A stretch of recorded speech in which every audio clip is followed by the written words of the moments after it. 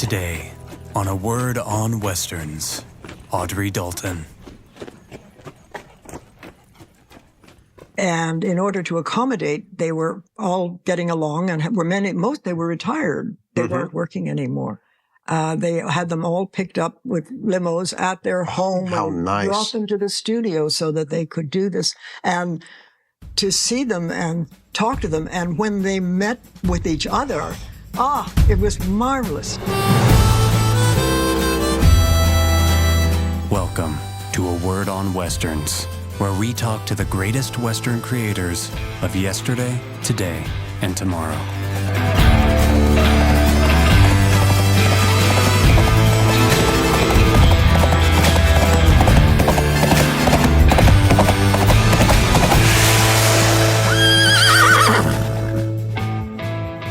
We've hit an iceberg. We're going down. Oh, no. Welcome to A Word on Westerns, where, unlike the Titanic, because we're going to stay afloat for as long as we possibly can. We're going to stay afloat talking about Westerns, but we also do speak somewhat about Titanic because our guest today not only did some terrific Westerns, she did a couple of big valleys. She did Drumbeat in Sedona, Arizona, with Alan Ladd for director Delmer Daves. She did some episodes of Gunsmoke.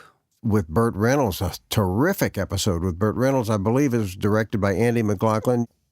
Ed Faulkner, some stunt work by Hal Needham for his pal and roommate at the time, Burt Reynolds. In fact, Burt is really exceptional in this. This is a good one. Jack Lambert, one of the best bad guys, and Don Redberry are in that Gunsmoke episode with Audrey Dalton, who is a posh East Coast person who ends up having to disguise herself as a Native American and go on the run with Burt from these white slavers led by Jack Lambert. Good stuff.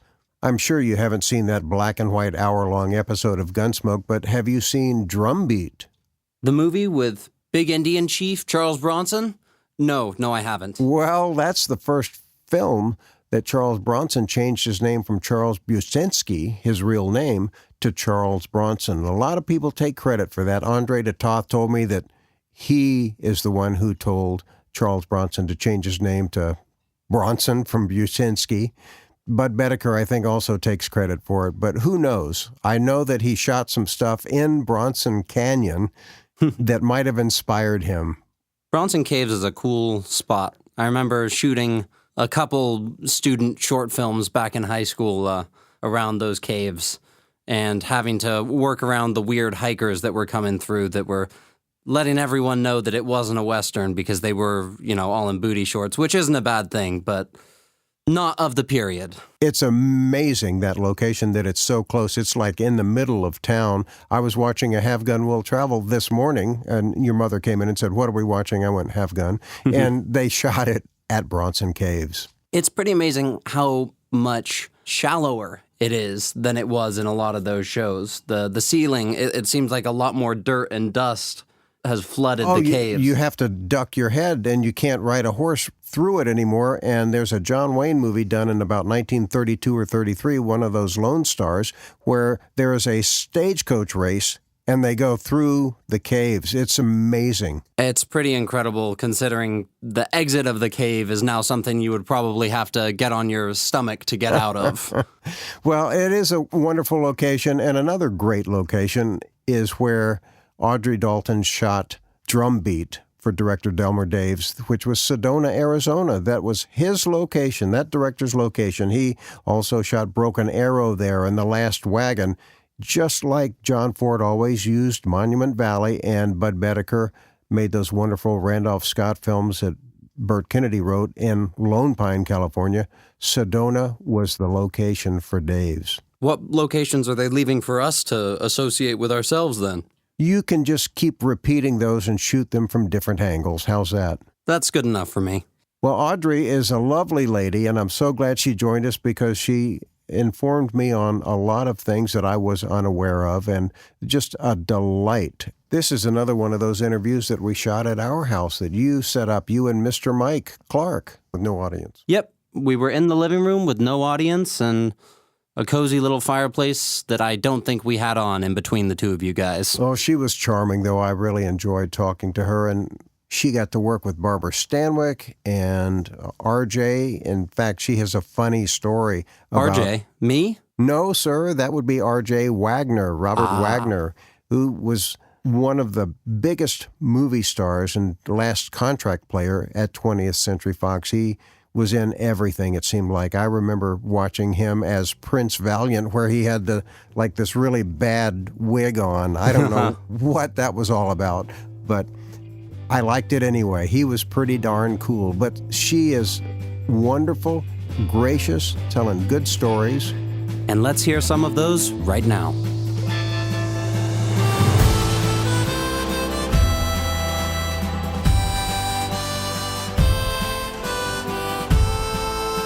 Welcome to A Word on Westerns, and you know I love Westerns. That's why I'm here, and that's why our guest is here, because she's made some of the greatest ones. One of them, an episode of Gunsmoke with Quint Asper. That's right, Burt Reynolds, and our guest is Audrey Dalton. Audrey, welcome.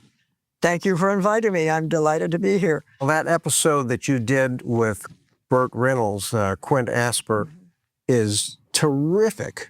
You're an Eastern lady who's looking down on Burt because he's a half-breed. You're held up in a stagecoach by Jack Lambert, one of the great villains, and Don Radberry, and they want to take you and sell you into a white prostitution ring. Right. But Burt Reynolds comes along and saves you.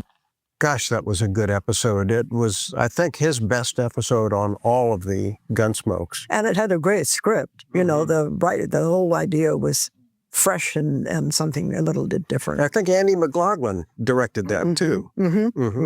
Yes.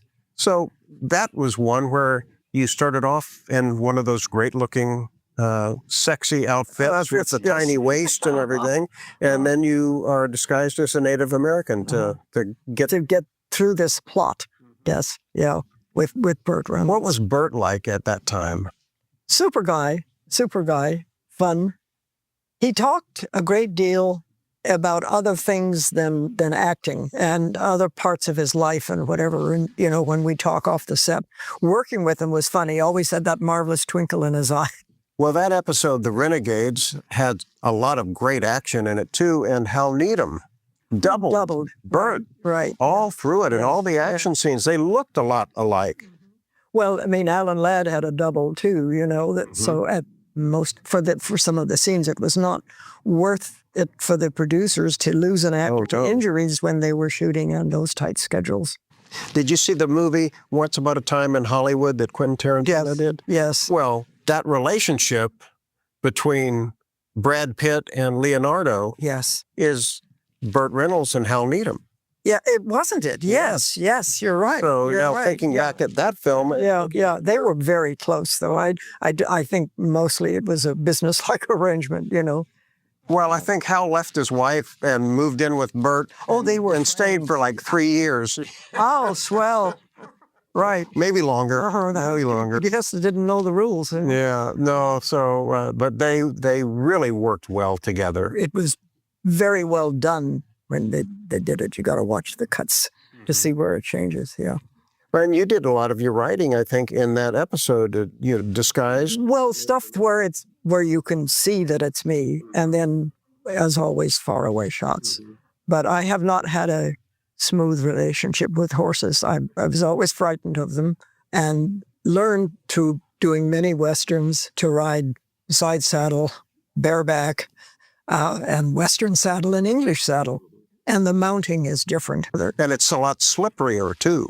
Yes, indeed. And I will tell you and it was not on Gunsmoke, but on another Western where I was riding down a slope with a horse. And horses, I never quite believed were as sure-footed as they are, but they are. But anyway, it was very down, and I was very nervous on this Western saddle, so I came down hanging on to the saddle horn without really being aware.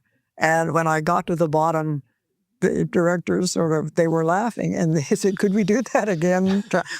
As I came down, and apparently with my eyes shut. So I learned not to do that, and to get to be more comfortable, you know. And as I said, rely on the wrangler to help me. And the first thing I do on a Western set when I had to do writing was find out who the wrangler would be in charge of my horse was going to be. And then in close-ups of the horse, which tended to be after the master shot during the day and so on, toward the sunset. And horses have a time they want to go back to the stable, and they know it's getting dark, and they don't care about daylight savings. They don't get overtime. They get restless. They fidget, one thing to the other. And the way that the wranglers can calm them down, they sort of squat down and they're out of camera and just stroke their tails, the long tails just sort of pull, and this soothes the horse. And they would do that when we were shooting so that he was not fidgety, because I would get so nervous. Especially if you had lines to deliver, Well, too. yes, you're acting a part. But I did a lot of it. I got used to it and met a lot of nice people that way and wonderful people to work with. But I have to confess, I'm not a great rider. Well, movie horses, the good ones are really hard to come by. Jimmy Stewart had one, Pie, that was owned by Hal Needham. Oh, that's... And this right here, this is Ben Johnson on Blackie, his horse. And you see beautiful. Ben riding Blackie in several films. Hang Him High, he comes down to rescue Clint and cut him down from being hung. What a treasure. It's beautiful. Jimmy Don Cox, a dear friend, made that, and he was a painter as well. It's like Ben is here with me. And he calls this a pair of aces. Oh, nice. It's terrific. Nice. Terrific. Yeah, that really is nice. Another favorite of so many people is Wild Wild West, and I know you played Boris Karloff's daughter in one of those episodes. That was really interesting, and I remember it well for several reasons. For, of course, working with Boris Karloff, and there's no other way to say it, just a dear, sweet man. His wife, he was in bad health at the time, there were many years before he died, and his wife always was with him on the set. And he drank tea, and she made it for him on the set. Mm-hmm. And always, every crew that he worked with was so considerate of him, and the pace sort of slowed down a little bit to accommodate him. He was a lovely man. The other reason I remember it is that I had to walk 2 cheetahs on leashes, and that was a big deal on the set, because I heard from them at the time they can be very temperamental. And so they were with the trainer and all of this and the closed set and the big cages, and nobody had to step out of line or make loud noises or all of that on the set. And it was interesting. Did they let you sort of meet the cheetahs first? So that No. They just said, you're on? Contact. No. And then move along, and they're at the ready. Although, I have heard since that cheetahs are quite amiable. They're not as like a tiger or whatever, but we didn't know that then. No one on the set seemed to know it, or neither the trainer didn't imply it. We had to be very careful. Had they fed them first? They must have, yes.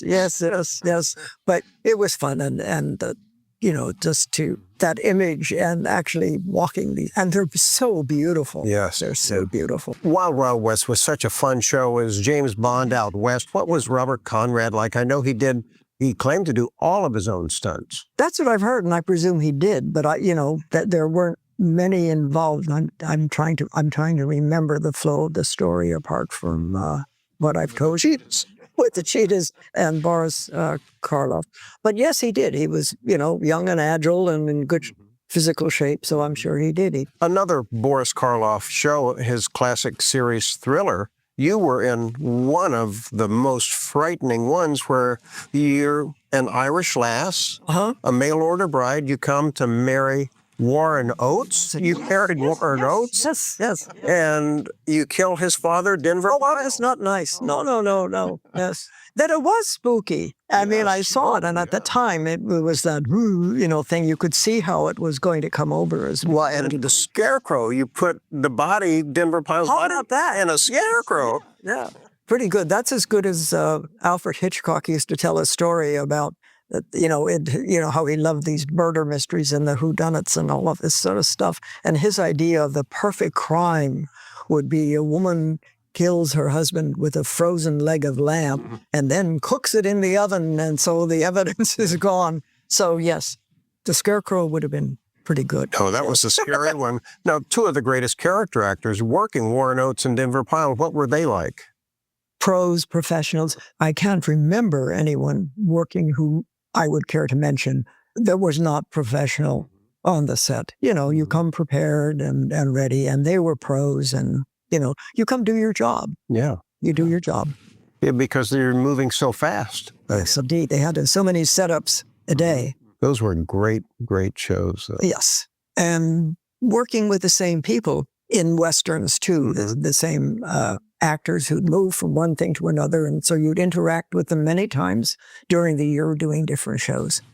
You did a feature called The Bounty Killer that seemed to have more Western stars than any other B-plus Western around. Rod Cameron and Bronco Billy Anderson, Johnny Mac Brown. Buster Crabbe. Yeah. What was that like? And Knight, Fuzzy Knight. Oh, yes. You got to have a sidekick. That was my design, but that was, you know, planned. And in order to accommodate, they were all getting along, and they were retired. They weren't working anymore. They had them all picked up with limos at their home. How nice. Brought them to the studio so that they could do this. And to see them and talk to them, and when they met with each other, it was marvelous. You know, the stories they tell, the camaraderie between them, and of course the stories got better and better as the day went on. But because memories sort of clicked into place. But they were wonderful, and they got such a kick out of them working again. Oh, I'll bet so, they did. Yeah, that was wonderful. That was a great part of that. And Dan Duryea was in that too, right? Oh, yes. And he's the one who became the bounty killer. He's a dude from the East, Rod Cameron. Yes. Who's a gunslinger, and I think teaches Dan Duryea some tricks of the trade. Things. Yeah, I was in awe. Yes. You know, really, they were marvelous. Well, then when you were growing up in Ireland, did they have Westerns, American Westerns showing there? Of course, yeah. Last of the Mohicans. With Randolph Scott. Yes, of course. Yeah, no, they're distributed, worldwide, I guess. Yeah. Tell me what your feelings are about Randolph Scott. Oh, just watching it, to see the movie and the horses, it was just unreal. I mean, that's so far from life in Ireland. Even though I was in the big city, I was born in Dublin, but it was a whole different world. Mm-hmm. And when I went back on one visit many, many years later after I'd been here, my brother-in-law wanted nothing else except a big Stetson hat, which I carried with great care on the airplane for him, yes. Were you able to keep any costumes on these films? They didn't do? No. In the days when I worked in Westerns, costumes were supplied, always. In modern day dress, you had to supply your own mostly, which I did. But now I know that they do allow you to have it, or sometimes. Or buy it. First, or buy it. Yeah. Yes. Yeah. Wonderful outfits and whatever. But no, it was always the costumes. And the studios had enormous wardrobe departments. Mm-hmm. I know Western Costume clothed a lot of the extras and mini roles also, but each studio, Paramount and Fox and MGM, all had these huge wardrobe departments. And you'd hear stories of actors and actresses trying on something and then looking at the label and go, oh my goodness, Clark Gable wore this jacket. Yes. And for movies like Titanic and Rachel and Fox, Dorothy Jenkins was the designer there at the time, and she designed all those beautiful costumes that I love. I think that film won some Academy Awards too, didn't it? Yes. Mm-hmm. Yes, it did. Well, what is it about the Western genre that you think makes it resonate today? Because it seems like right now there's a resurgence in That's Westerns. what I hear. Yes, yeah. They're sorry, your channel. I think because you know what to expect. It's relaxing. It's entertainment without getting all wrought up about it. The good guys are going to win.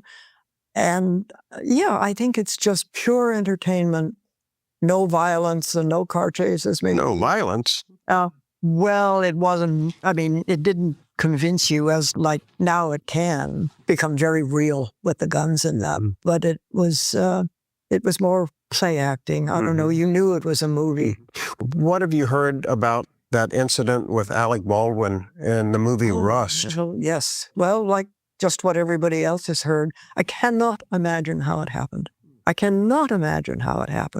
I've worked with a gun at Fox on a modern series, an episode, handling a gun. And I mean, there's no question. And I don't know how live ammunition could even be on a set. No. Now, this was not a shoot 'em up, but I had a gun and I went, and guess I did that a couple of times, with a gun and kill somebody or threaten somebody with it in the role. But it was, there was never any question that it was loaded. Do you think in the days when all those Westerns were going on with all the guns and armor, that they were more careful back then than they are today? What is the difference between that era of filmmaking and filmmaking today? I wish I knew, because in the era I worked, it just couldn't happen. It just is, I've heard, just like everybody else has read, and who knows, it's a terrible, terrible tragedy for everyone concerned. Well, Audrey, I want to thank you for joining us. You are a delight, and I'm thrilled to have you. I knew when Larry Floyd told me I was going to be interviewing you in Williamsburg at the film festival there last fall. Oh, that was fun, yeah. And then I started to research your filmography and got even more excited.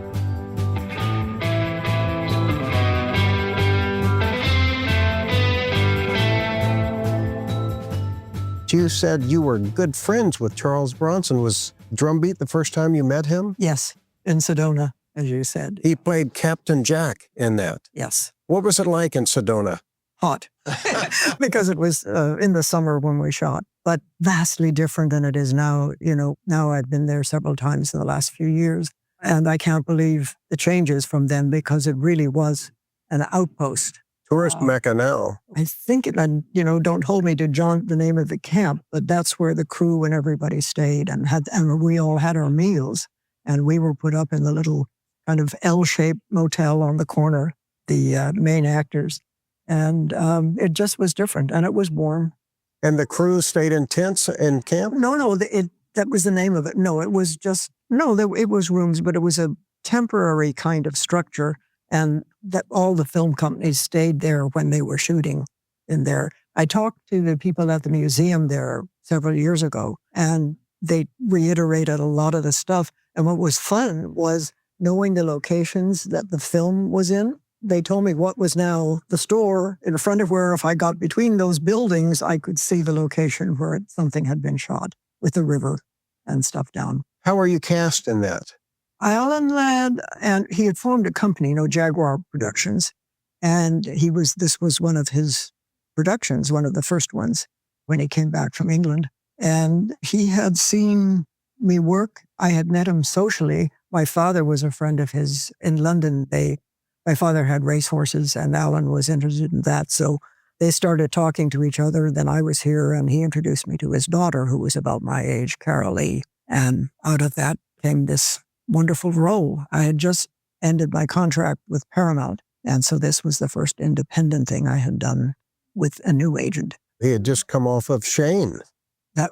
Yes. He was huge. That was big. That was really big, yes. And what was Charles Bronson like? He was very quiet. In those days, it may have changed. And I think I did tell you on another occasion about the name change. He was Charles Bushinsky, and Sue Ladd, who was Alan's agent, and his wife, said, "You can't be in films with a name like that." That was the era where everybody had changed their name. And he picked Bronson because that was the corner in front of Paramount Studios gate is Bronson Avenue. So he went along with it. He was quiet. He was a nice man. As I said, we became friends later, he and his wife. Well, he had a wonderful scene, several actually, in this film, but at the end, where he's just talking one-on-one with Alan Ladd after they've captured Captain Jack. He was wonderful. Yeah, he was a really good actor, really into it, and very down to earth. Did you do any horseback riding in Sedona? Yes, I've done a lot of horseback riding. That's always, I'm no better at it now than I was in the beginning, let me put it like that. I'm not quite as fearful of the horses as I was. I had to learn to get used to that. Alan Ladd was quite the rider, though, wasn't he? Yes, yeah. he had done Shane, of course, and other stuff. But I've learned to rely on the wrangler who was handling the horse, and they made me look good. With Charles Bronson, You had told me that you got together with him on weekends and had dinner with your families because Oh, you yeah. had children. Yes. He Similar. had one daughter at the time, and I had I just had one in the beginning, but through the years, I had more. He didn't. He went on to do other things, and then, of course, his career grew and grew from there. But he was a very nice fellow, very unorthodox at the time. I think he continued along that line. But I run into him on other movies. I worked with, he had a series, That Man with the Camera. And you did one of those. And I did one of those, 2 Strings of Pearls. And I can't now remember what it was, but I did work with him. Well, you had been in a Big Valley that he was in, but you had no scenes together, I don't think. We were in it. And often we were on the same studio on different back lots working, and we'd visit back and forth. Yeah. Well, that Big Valley was an interesting one. He was trapped underneath a church in a cave with Barbara Stanwyck and a pregnant Native American girl. Right. Who had been taken advantage of. Knocked up by your husband? Is that what we could say? Yes, and I became aware. Yes. That was a little different, I think, that sort of attitude. Well, she was a sympathetic character, I think, the Native American girl in there. And your husband was the bad guy. Oh, he was a jerk. Yes. Absolutely. Apart from being unfaithful and so on. There were roles like that where you were constantly employed, it seemed like. How would you be cast in that? Would your agent say, here's the agent. Yeah. I had Phil Gersh was my agent for many years from the time I came over. And he did wonderful things, with me and for me. And then later on, I was with contemporary artists. And they've all merged now. One is half of another. Giant mega agents now. Yeah. No, it was always through my agent. The exception was, Alan Ladd knew me, and I'm sure that prompted that. That's a classic. And Delmer Daves is such an icon today, but people don't remember him as much as I wish they would, because he did so many wonderful films. And he was a writer, too, but 3:10 to Yuma. And he loved the location in Sedona. He had done Broken Arrow which was before this. What was he like? He was a wonderfully sweet, soft-spoken, down-to-earth, nice man. Very much a family man, just easygoing, low-key, but always got what he wanted. I mean, he was aware of details and so on, but he was pretty laid back. It was very pleasant. He loved that location, too, so much. What's not to love there? It's still beautiful. It is. Great directors pick areas that they claim as their own, and his was Sedona. And John Ford, of course, was Monument Valley, and that wonderful section near the Four Corners, he took advantage of that and claimed it as his own. Yeah. Well, there were areas, I know, oftentimes when I was working in town in Hollywood in one of the studios, there was a crew getting ready to go on location, and Yuma was another one, Lone Pine. Bud Vedeker, that was one of his favorite places in all the Hopalong Cassidy films. There. Okay. Did you ever work in Lone Pine? No. I've been back for a film festival, but I never did. And when I was there, just as an aside, they do a part of the festival as a motor car parade and whatever. And a man came up and spoke to me and talked about Titanic, which I had done with Barbara Stanwyck. And he told me that she loved Lone Pine, and her ashes actually were scattered on the Alabama mountains there. And that was such a surprise. And his eyes sort of teared up as he told me he had been a real fan of hers. Wow. Well, I know in Titanic, with Clifton, Webb, and R.J. Wagner, you and R.J. were the item in that. Yes. But I think in real life, he and Barbara Stanwyck. Yes, I heard that many years later. Yes. And here I was thinking, well, we had one date, but, it would have been nice. I kept thinking, really? Just one date? What did I do wrong? But anyway, yes, of course, he was involved with Barbara Stanwyck. Yeah, that's a terrific movie. When I was on a contract, I did 2 pictures at Paramount, Girls of Pleasure Island and Casanova's Big Night with Bob Hope. But they loaned me out to Fox for my cousin Rachel and Titanic. With your version of Titanic, which was a big hit at the time, how do you compare that with this monster hit of the more recent? Well, I saw it, and it was wonderful, and I tried not to be prejudiced, but I couldn't. I didn't succeed. But it was wonderful in a different way, I found the one we did was more moving. And some of the fictional characters, the way they were played in the version that I did in 52, sort of were the same, reiterated again in the other one. With Barbara Stanwyck as your mother, did you learn anything from her? Are you kidding? She was the ultimate pro. It was wonderful just to watch her work, and she was funny too. She had a great sense of humor, and she was very helpful to me in many, many different scenes working with that. And one of the funny things she did, which at the time I didn't realize, we had a scene in the dining room where we're getting up that glorious set, and we're getting up and walking away. And I was kind of plump then, more than I am now. And I know there was a little conference with the director and the cameraman about my view from the rear. And in walking away from the table, that when we shot it again, she draped her arm with her stole kind of around my waist, which sort of took care of the problem. That's great. But kindness, yes. Well, everybody loved working with her. And everyone knew her, and she knew everyone, up at doing the lights in the old days with the arc lights. She knew them all. Wow. Let's talk about Wagon Train, because you worked in 5 or 6 of those with different wagon masters, too. I know Ward Bunn did several. You were with John McIntyre. Yeah, too. The guest stars were amazing. And sometimes you had an Irish accent, and other times not. Yes. My accent was leaving me a bit by the time then, because I had a very good ear. And of course, when I came, I had to Hollywood, to America. I had an English accent because I'd been living in London for a couple of years, but I obviously could revert back to the Irish with no problem at all. And so the one character was, yeah. When you came and were under contract, did they put you in classes to help you get an American accent? Who taught you? No one did. It just happened. Like I said, I have an ear and I pick up wherever I am an accent. I mean, I can very easily. That's what happened. And if I'm down in the South for a while, but it took a while. And when I was doing my training in London at the Royal Academy of Dramatic Art, I, of course, had come from Dublin and I had an Irish accent. And the comment there from the diction teacher was, well, if you want to play maids all the rest of your life. And in those days, there was a lot of typecasting, and I don't have to remind you of Didn't that. want to be pigeonholed. Yes. Well, you certainly weren't, because you had a variety of roles just on Wagon Train alone. One of them with Robert Loggia.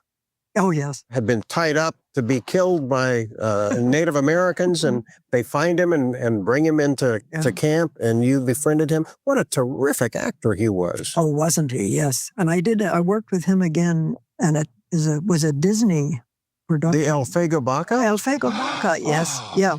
Tell me about that. Oh, that was wonderful. From a woman's point of view, the clothes were fantastic. It was wonderful. And the story was romantic. And he was such fun to play with and against, bounced off each other. The 9 Lives of El Fuego Baca. Right. That was fun. Did they shoot that at Disney's back lot? It was shot in the studio. After Disney's success with Davy Crockett, a real American hero, he found others that they did similar miniseries with Texas John Slaughter, with Tom Tryon, 9 Lives of El Fuego Baca, and Andy Burnett, who was settling the West. All those were real characters. Yeah. Drumbeat, which we talked about at another time. The Bowie knife and Jim Bowie, that was all tied into that. They took, as you said, these characters and then built imaginatively the story around. In Drumbeat, that Johnny McKay was a real character. Captain Jack, the Modoc Indian that Charles Bronson played, was a real character. Now, did you ever see the comic book of Drumbeat? Yes, I did. And what did you think of it? It was fun. It's fun, and I was amazed that they would do that. It was sort of, wow. Well, so many of the films at the time, especially, I guess, the Westerns, had Dell comic books with them on the cover and then artwork inside. And the artwork varied from comic book to comic book. Some of them were really well drawn. I noticed in the Drumbeat that Alan Ladd was bigger and taller and blonder. Well, of course, they're cartoons. Nice. So what was it like to read that, though? Well, it was different than the script, obviously, of course, and which was all I'd known before. I would think certainly for people who read, the younger people who read comic books and that, it was an introduction to reading. Yes, I think that's what my mom always said. She said, I learned to read through comic books. And I still have my copy of Drumbeat with Alan Ladd and Charles Bronson on the cover. Oh, okay. Well, I know I volunteered as a librarian over many, many years with my children with different schools. And I always felt, doesn't matter what you read, as long as you're reading, Well, in Wagon Train, with Ward Bond and so many great guest stars coming in week after week, it was different from most primetime Westerns at that time because they did cast movie stars. Looking back, indeed, they did a lot of, once television, came in and I sort of was before that, as you know, for a lot of my work.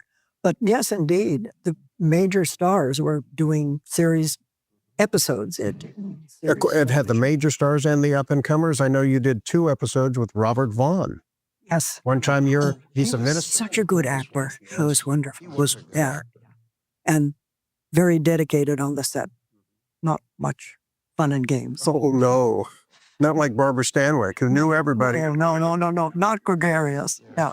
Well, let's ask about another party guy that I have heard a lot about is Ward Bond. What was he like as Major Seth Adams on Wagon Train? He was lovely. He was very nice to me, very fatherly toward me. I was very young then too. Easygoing again.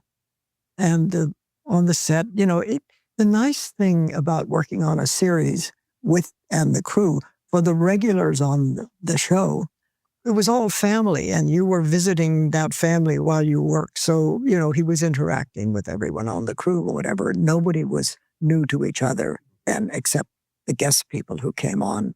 Well, and then because you did so many guests, you were like a long-lost relative. Well, yes, I've been a lot of the same people, And they had Frank McGrath, who was Wooster, and Terry Wilson, too. Okay. That was and Robert Horton. Yeah. What were they like? That's right. Yeah, he was the scout. Relief, the scout that he took over for Ward Bond, I think, in one episode. Well, and that's what happened. I know that they would rotate who was the lead in that different episodes, just like on Maverick, where one week it would be James Garner and another week it would be Jack Kelly. Right. So that person got to rest a little. Doing a series has to be very, very. Because back then, they made 39-hour-long episodes a year. And now, you think, oh, it's a series, and you like it. We have a season of 8. Yes, exactly. Well, what were those days like then? Because they must have had to do a lot of pages. Busy. Chop, chop, chop. Long hours? Very long. Well, not for at least the actors so much. Long enough, let me tell you, particularly if you were a woman and you had to be there at, 5 maybe in the morning to do the hair and the makeup and all of that stuff. And then be on location, perhaps, to start shooting at 8 o'clock in the morning. Yes, they could be long days. And then you did another episode of, multiple episodes of Wagon Train 1 when John McIntyre had taken over as the wagon master. Yes, after Ward Bond. What was he like? He was not as gregarious and outgoing. He was more serious. He was more of an actor than Ward Bond. And I'm saying that only because Ward was so like the character he played. And that's not to take away from the fact that he was acting, but it was definitely, with McIntyre, a different approach. Where he had played so many different types of roles, a wide variety of villains and heroes, too, and a great radio actor as well. What a voice he had. The voice was important. Jeanette Nolan, too. Wonderful. Always right. Yes. Audrey, thank you for joining us today. I look forward to continuing our conversation on more episodes of A Word on Westerns.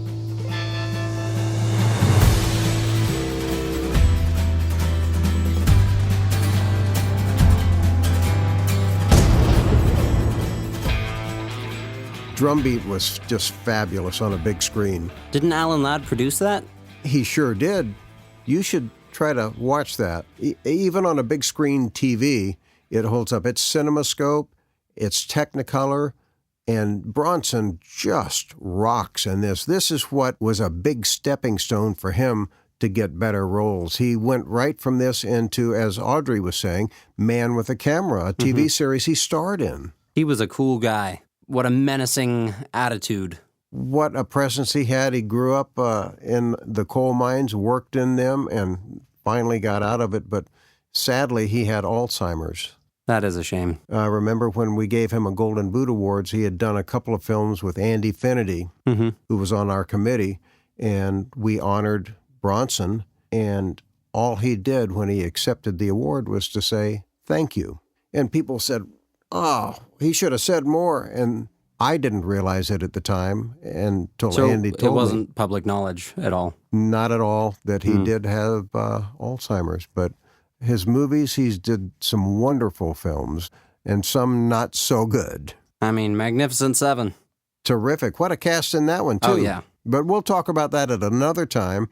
It's a shame that there's nobody left for us to interview from that film, and I had met quite a few of those guys, too. Yeah. Well, that's it for today, movie fans. We hope we see you next time on A Word on Westerns. Happy trails. If you enjoy what we do here, please take a moment to follow our show and share these interviews with your friends. You can also find A Word on Westerns on Patreon, Facebook, and YouTube. Thank you, and see you next week on A Word on Westerns.